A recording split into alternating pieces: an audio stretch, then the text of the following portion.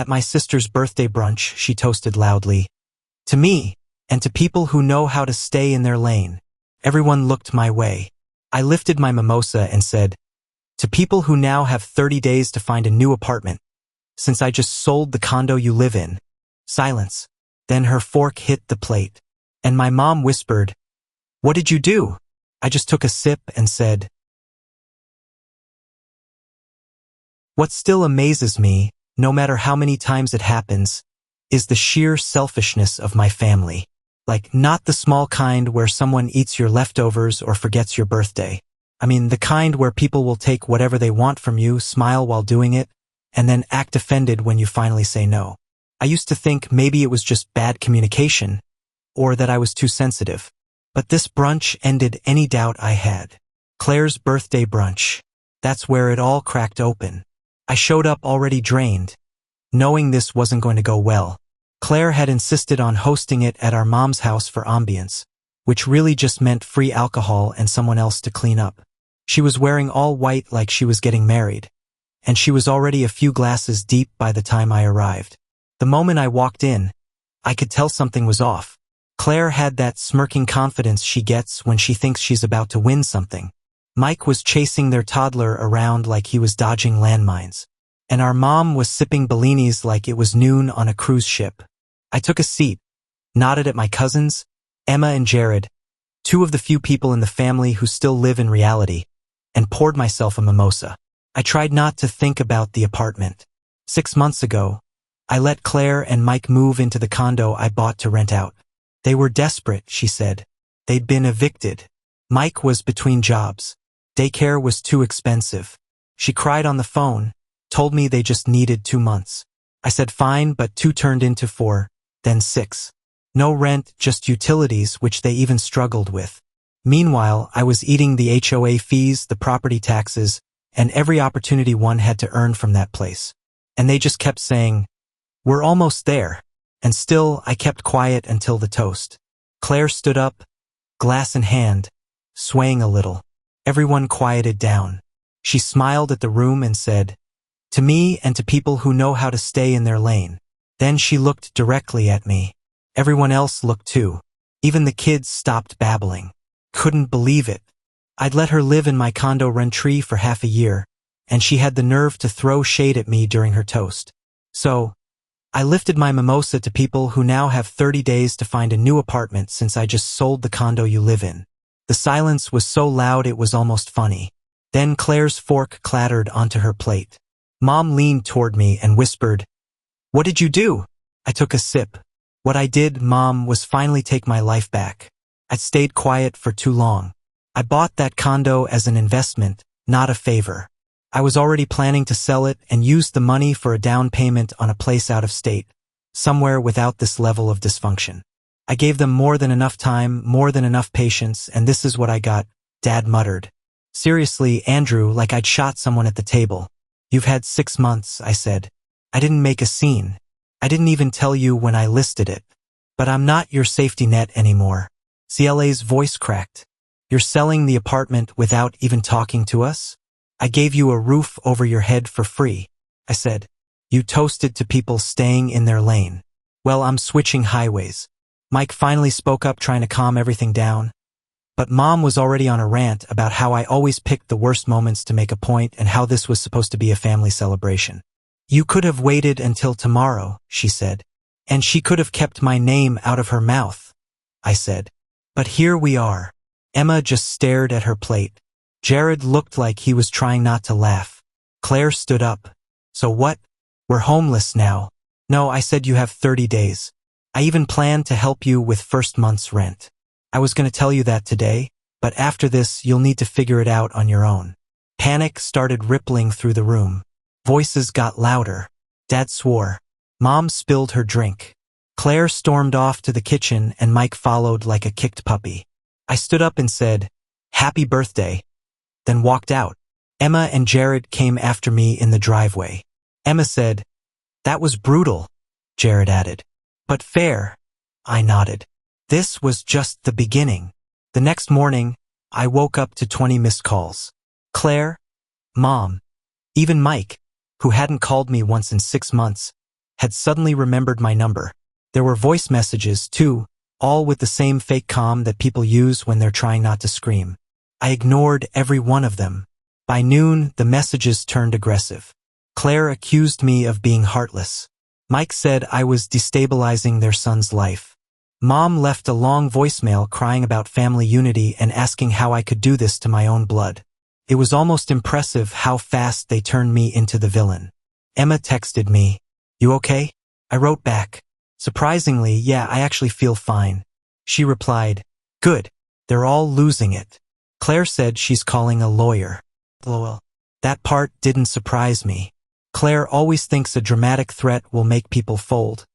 But there's nothing illegal about selling your own property. She had no lease, no agreement, just a favor stretched too far. By day 3, they were showing up. First, Mike came to my office. He looked like he hadn't slept. And instead of starting with anything close to an apology, he opened with, "You blindsided us." I told him that's funny because 6 months of empty promises kind of blindsided me. He shifted gears fast. Said they just needed a little more time. 2 months max, said they'd start paying rent immediately or at least try. I told him the deal was done. Condo's under contract. Inspections next week. It's out of my hands. Then came the desperation. He actually asked if I could back out of the sale. Said maybe we could work something out as a family. He even offered to pay me under the table once things got better. I laughed. What part of this makes you think I trust you with anything anymore? He left after that, muttering something about me letting money change me as if I hadn't been carrying them on my back for half a year. The next night, Claire showed up at my apartment. She didn't even knock, just started yelling the second I opened the door. "How could you humiliate me like that in front of everyone?" "You humiliated yourself," I said. "You made me look like a fool. You were drunk and obnoxious. Don't blame me for calling you out." That set her off. She started listing every petty thing I've ever done wrong in our lives. From stealing her Halloween candy when we were kids to not showing up for her baby shower on time. It was pathetic. Finally, I told her flat out, "You have a week and a half. I suggest you start packing." She screamed that she wasn't going back to live with our parents. That was the first I'd heard that option even on the table. "You're not staying in my place and you're not staying with me." I said, "Figure it out." She stormed off, swearing she'd never speak to me again, which was fine by me. Later that night, Mom called. Drunk. I could tell by the way she kept repeating herself. She said things like, "You don't do this to your own sister. And if your father were sober enough to talk, he'd tell you the same." Then she slipped up and said what I think she really meant. "You think you're better than us because you've got your little job and your money and your rental properties. But don't forget who changed your diapers." I hung up because that's the thing. They always talk about family when they need something. But when I need space or respect or even a basic thank you, it's radio silence. Emma and Jared invited me out the next day. We got drinks, didn't talk about the family drama much, just laughed, caught up, reminded each other we weren't crazy, but I knew it wasn't over. Claire wasn't going to go quietly, and I was ready for whatever came next. By the 4th day, I started getting texts from unknown numbers. One was from Mike's brother, who I hadn't spoken to in years. It just said, "Man, really messed up what you did to Claire and the kid. Cold." Another from some friend of hers I barely knew. "You really putting a baby on the street?" Wow, that's how far it had gone already. Claire was out there spinning the story, playing the victim like she'd been blindsided by a greedy landlord cousin who suddenly flipped on his own family. She didn't mention the 6 free months or the 3 different times I offered to help them move into something else. She definitely didn't mention the part where I still planned to help with their first month's rent until she toasted to me staying in my lane. Then Mom started calling again, only this time she wasn't drunk. She said they were all coming over to talk things out. I said no. She said it wasn't a request. So when they showed up that evening, I wasn't surprised. Claire, Mike, Mom, and even Dad still in his work uniform, smelling like old beer and gasoline. We sat in the living room like strangers. Claire started right away. "We need 60 days. No, legally we can contest this," Mike added. "You're not tenants. You never were. You're not contesting anything." Mom jumped in. If you're going to kick them out, the least you can do is help them land somewhere safe. I said, but I'm not giving handouts to people who insult me and not on her schedule. Dad, who hadn't said much yet, leaned forward and said, "You're being petty." I looked at him. "You've been drunk since Wednesday." He stood up, wobbled a little. "So what? I'm a bad father now. We're bad people. That what you think?" "I don't think it. I've watched it for years." Claire went quiet. "That one hit. 30 days is generous." I continued, "I already have an agent helping find something in their budget. I was even going to cover a deposit and the first month's rent. But I'm done doing that for people who can't even treat me like a human being." Mike looked ready to blow. "You seriously don't care what happens to your nephew?" "I do," I said. "That's why I gave you 6 months. That's why I'm offering to help. But this whole setup ends now." Mom shook her head. "This family is broken." "No," I said, "it's just not bending around you anymore." They left in a storm of mumbled curses and slamming doors. The next morning, I got an email from a rental agency saying Mike had applied for a place with me listed as a reference. I called them immediately and told the truth.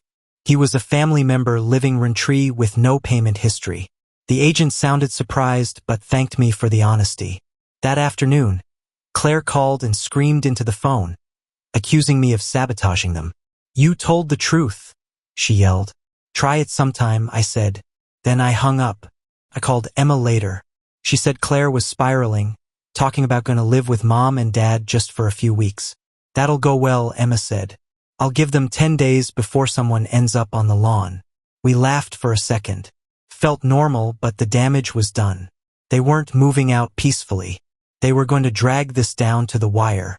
By day 11, I stopped sleeping well. Every time I turned my phone on silent, I'd wake up to voicemails.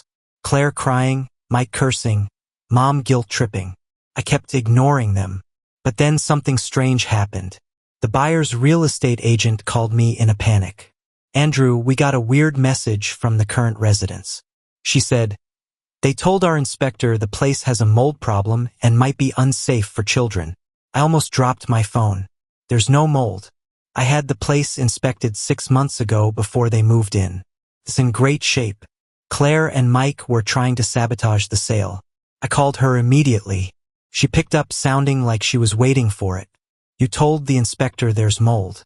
She didn't even deny it. "We were just being honest. It's not healthy for kids." I said, "If there was mold, why didn't you mention it in the past 6 months or ask me to fix it?" Silence. "I'll tell you what's unhealthy," I said. "Staying rent-free and thinking you can manipulate the sale of a property you don't own." Then I hung up and called my lawyer. He assured me it wouldn't stop the sale, but warned me they could try other things like refusing to leave or trashing the place. So I did something unexpected. I showed up at the condo, unannounced. Mike opened the door with a face like he'd just seen a repo man. Claire was in the living room pretending not to notice me.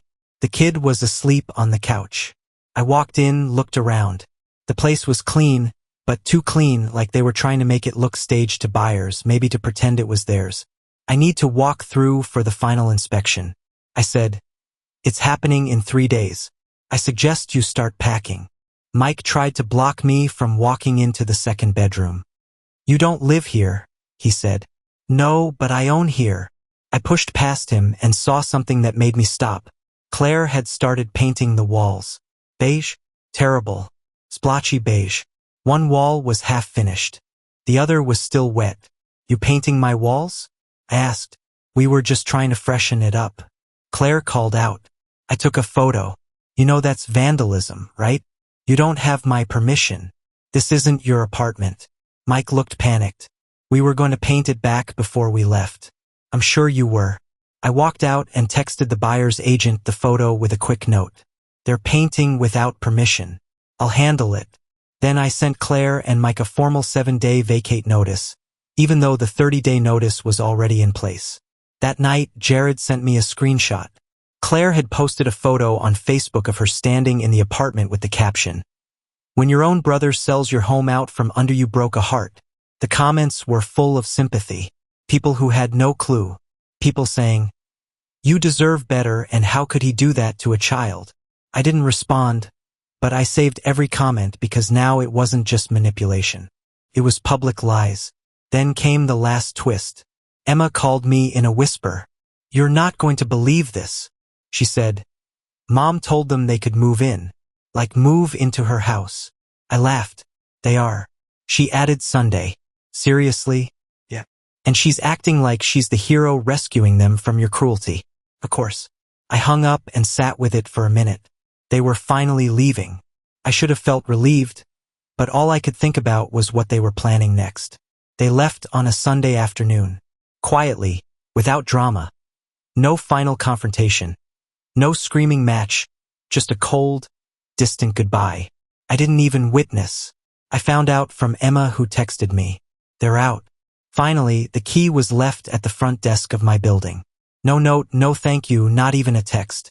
6 months rentree, 6 months of broken promises, and now nothing. I drove to the condo that night. I half expected to find it trashed out of spite. They tried everything else. Painting the walls without permission. Lying about mold to the buyer, dragging my name through Facebook like I was some kind of villain. But the place was intact mostly. They'd taken everything that mattered to them. TV, furniture, clothes, but left all the inconvenient stuff. A broken crib leaning against the wall. A toddler's sock collection scattered like confetti in the closet. A stained rug rolled up and shoved into the second bedroom. Claire's favorite mug. Best mom ever was chipped and still sitting on the counter. They also left a half-full trash bag. A sticky fridge full of expired yogurt and takeout containers and an open box of granola bars on the floor like the apocalypse came and no one cleaned up. I found a toddler's drawing taped to the bathroom mirror, stick figures with family written across the top and shaky purple marker. It hit me harder than I expected. Not because I missed them, but because of how much I had let this get to me. How much space they'd taken up in my mind, my time, my money. I bought this place as an investment, something for my future. They turned it into a burden and made me feel guilty for wanting it back. No more. The buyer's agent came the next morning. She glanced around and said, "Honestly, I expected worse after everything you described." I told her they'd already done their damage, just not to the walls. The inspection passed without issue. Sale closed that Friday. I signed the last document and within hours the wire hit my account.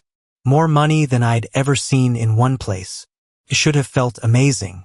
Instead, I sat at my kitchen table and stared at it, thinking, why does this feel more like relief than victory? That same day, I got a call from Mom. I knew I shouldn't answer, but I did. Her voice was tight and sharp. "They came here with nothing. We had to buy groceries. The baby screaming all night and Mike sleeping on the floor. You told them they could stay." I said, "You forced them here. Where else were they supposed to go?" They had 6 months to figure that out. I gave them time, warnings, and offers. They ignored all of them. Then she dropped the real reason for her call. "Claire's talking about pulling the kid out of daycare. Says they can't afford it now. She says you won't help anymore." "I won't. She's your sister and I was her landlord. Her very generous, very patient landlord." I stopped being her ATM the moment she stood up at brunch and toasted to me staying in my lane. She was drunk.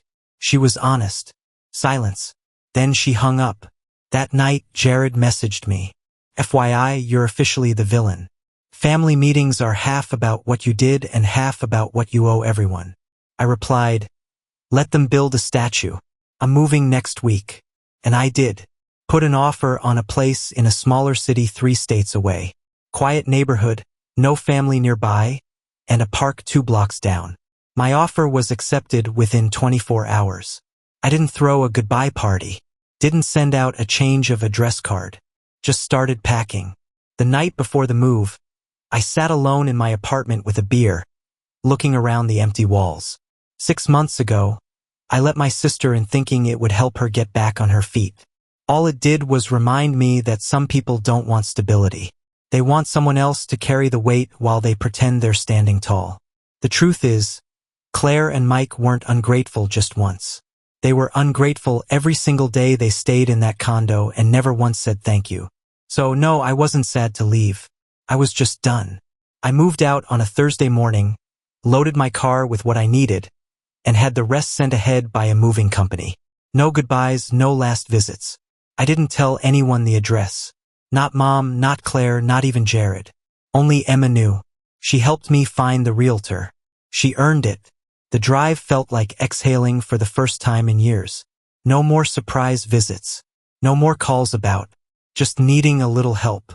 No more watching my sister play the victim while draining everyone around her. But it didn't end just because I left. For days after I arrived in the new city, I got a call from an unknown number. I let it go to voicemail. It was Claire. "Hope you're happy," she said. "You've completely destroyed this family. Mom says it's like you died. No one even wants to say your name right now." There was a pause and then she added, "Anyway, Mike has a line on a part-time thing and we're thinking about trying to get our own place again. Don't worry, we're not asking you for anything. We know better now." She hung up. I didn't call back. A week later, Emma texted me. "Mom's exhausted. Claire's still there. Mike's job fell through. They're sleeping in the living room. Dad's drinking more. How long before they ask for money again?" I asked. "Claire won't. She's too proud. Mom might. Give it a month." 2 weeks passed. Then came the group message. A family chat that hadn't been used in over a year suddenly lit up again with a photo of my nephew at a park. Claire sent it. "Look who's doing great despite all the drama. Red heart." Jared responded with a thumbs up. Emma didn't say anything. Then Mom wrote, "Would be nice if everyone could put the past behind us." And I knew exactly what that meant. She wanted me to come crawling back. Pretend the last 6 months hadn't happened. Pretend the brunch never happened. Pretend the lies, the manipulation, the painting of my walls without permission, the mold story, all of it could be swept under the rug for the sake of family. So I said nothing. 2 days later and called. "You're not crazy." She said they want you back in their orbit because without you they're stuck with each other and it's miserable. "I'm not going back." "I know. Just wanted to remind you you did the right thing." Now it's been a month. I walk to the park in the mornings. Make coffee without interruptions. No banging on my door. No late night voicemails. And yet every now and then I check my phone half expecting another guilt trip. They're probably still talking about me. Still blaming. Still waiting for me to come home and fix things. But I'm not going back. Not because I don't care, because I finally do about myself. The update. It's been just over 3 months since I left. Emma came to visit last weekend. First time anyone from the family seen my new place. She brought a housewarming gift and said, "I still can't believe you actually did it." We sat on the balcony and talked. She said Claire and Mike are still at Mom's. Still fighting. Mike's been through 2 job interviews, no offers. Claire started a side hustle selling handmade toddler clothes online. She's posting those vague quotes now, Emma said, laughing. Like, sometimes God removes people from your life to protect your peace. "I think I'm the people," I said. "Mom's health isn't great. Stress mostly." Emma said she won't admit it, but she's overwhelmed. She started calling Jared at night just to vent. And yet, no one's apologized. Not once. Not a call. Not a text. Not a message that says, "Hey, maybe we messed up, too." Just silence and the occasional Facebook post aimed at me through passive-aggressive quotes. Meanwhile, I sleep better. My new neighbors are quiet. I joined a local gym. I started looking at buying a second property. One I'll actually rent to strangers this time.